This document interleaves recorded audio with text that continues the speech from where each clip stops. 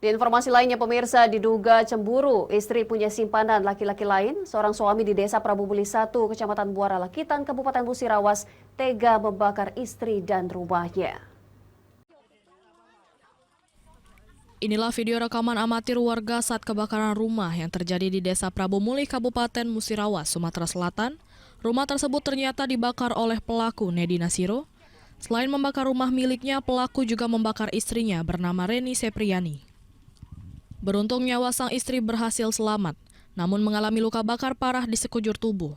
Saat ini Reni dirawat di rumah sakit di kota Lubuk Linggau.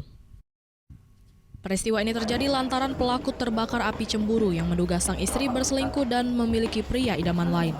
Sempat terjadi pertengkaran kedua pasutri tersebut hingga berakhir pelaku membakar rumah mereka.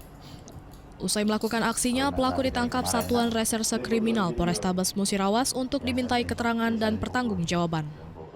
Motifnya sendiri kalau kita dengar langsung dari tersangka, cemburu. Nah, cemburu karena si istri,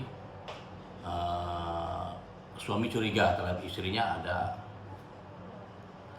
berhubungan dengan pria lain atau ya katakanlah punya hubungan dengan laki-laki. Akibat perbuatannya, tersangka dikenakan tindak pidana Undang-Undang Nomor 23 Tahun 2004, Pasal 44 tentang kekerasan rumah tangga dengan ancaman pidana penjara bisa di atas 5 tahun.